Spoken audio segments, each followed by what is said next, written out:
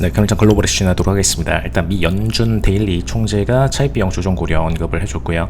그다음에 전 트위터죠 X가 브라질 사업장 철수 들어갔고, 그다음에 마스터카드에서 글로벌 직원 3% 정도 감축 들어갔고요. 스타벅스가 이제 커피만 립스틱 컨셉 도용 혐의 건까지 해서 총 4가지 이슈 있습니다. 일단 미 연준 데일리 총재 같은 경우는 그렇게 핵심 멤버까지는 아니었는데 최근 들어서 이제 좀 발언을 스타트를 하고 있는 상태이고요. 차입 비용을 5.25%에서 5.5%로 오히려 높여야 된다 쪽으로 언급을 해준 상태이고, 최근에 이제 고용 보고서 상으로 볼 때는 노동시장의 침체 쪽으로 갈 가능성은 있다라는 점에 대해서 우려를 좀 표하고 있고요. 최근 들어서 이제 실업률 자체가 오히려 이제 상승 쪽으로 올라가고 있는 기조이죠. 장기적으로 볼 때. 그래서 그 기조에 대해서 우려를 하는 것으로 보여집니다.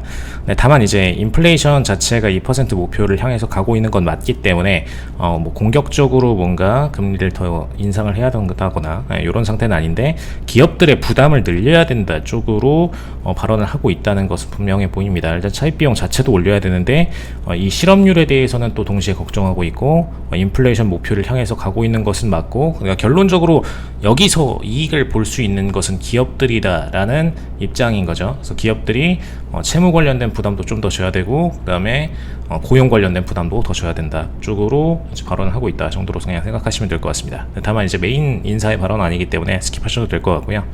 X 전 이제 트위터죠. 트위터 플랫폼이 대법원 판사 감열 명령으로 브라질 사업장 운영을 바로 종료 들어갔고요. 사실 이제 미국 기업들은 좀 이런 행보가 많습니다. 그러니까 당일에 갑자기 다 인사들을 잘라버리고, 인사행위를 통해서 직원들을 잘라버리고 사업장 철수 들어가기도 하고, 이런 공격적인 행보들을 굉장히 단기안에도 이루어낼 수가 있어요. 사실 우리나라 기업들은 그런 행보를 보기가 어려운 편인데 미국 기업들은 좀 이런 움직임들을 많이 내는 편이고, 뭐 그 중에서도 당연히 이제 일론 머스크가 수장이다 보니까 이런 부분들에 대한 결정을 굉장히 그냥 빨리빨리 처리를 해버리는 경향성은 있습니다.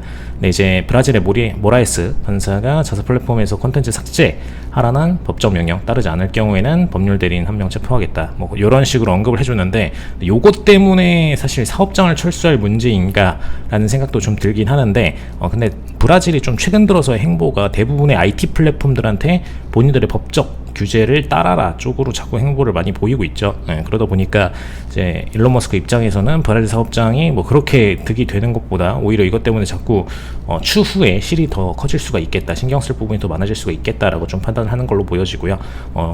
사람에 관련된 문제가 또 들어가게 되니까, 체포 관련된 이슈가 들어가게 되니까 그냥 아예 철수해버리고, 대신 어차피 해당 사업장 철수해도 브라질 사용자들은 언어적으로 이 친구들이 글로벌 지원만 해주면 다 되는 거기 때문에 그냥 미국 사업장에서 직접 운영해도 전혀 상관없다 쪽으로 보는 입장이죠. 그래서 해당 사업부는 그냥 미국에서 전속을 지속할 걸로 보여집니다. 마스터카드에서 글로벌 직원 3% 정도 감축 들어가는데, 사실 이제 마스터카드 같은 경우는 어차피 이제 결제 기반의 플랫폼이기 때문에 글로벌 소비가 증가를 해주면은 사실 동반해서 수익은 더 증가할 수밖에 없는 부분인데, 일단 글로벌 직원 정도를 감축 들어간다라는 거는 이익에 대한 기여를 위한 목적이 좀 크다라고 보시면 될 것 같겠죠.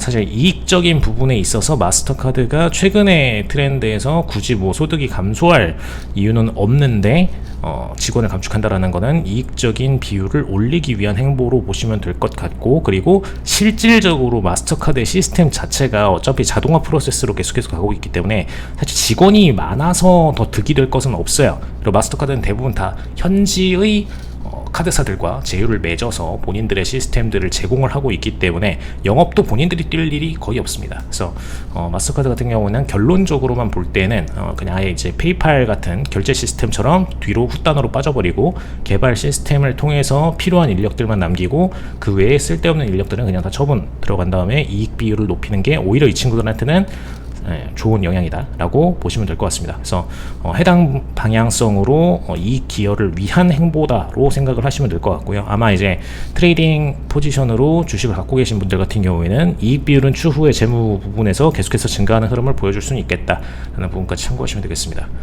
그 다음에 스타벅스에서 뭐 커피만 립스틱 컨셉 도용 혐의가 있었는데, 립글로스 컨셉을 도용했다라고 주장하는 회사가 있었고, 요걸로 인해서 이제 2번 정도의 소송을 당했다 정도. 워낙 이제 굿즈들을 많이 판매하다 보니까 그 과정에서 도용 관련된 문제들도 많이 생기는 기업 중 하나이죠.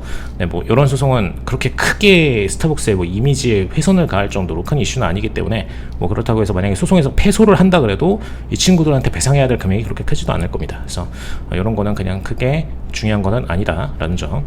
이번 주 일단 원유 재고 발표, 뭐 기본적인 발표들은 다 똑같이 있고, 그 다음에 연방공개시장위원회 회의록이 있죠, 목요일에. 그리고 파월 의장 연설이 23일에 있습니다. 그래서 이 두 이슈가 있다라는 점만 주의해서 트레이딩 하시면 되겠고, 최근에 이제 회복세가 좀 빠르게 들어가 줬는데 이 회복세 속도가 감속되는 모습이 보여지죠. 그래서 V자형 반등은 일단 어느 정도 마무리가 됐다라고 보시면 되겠고, 이 구간에서 다시 한번 더 단기적인 조정 후에 다시 장기적인 상승으로 이어갈지, 아니면은 다시 한 번 더 조정을 약간 더 받고 나서 그 다음에 이제 흐름을 다시 이어갈지, 이 부분에 대한 관찰이 좀 필요한 시점이다 라고 보시면 되겠습니다. 네, 이상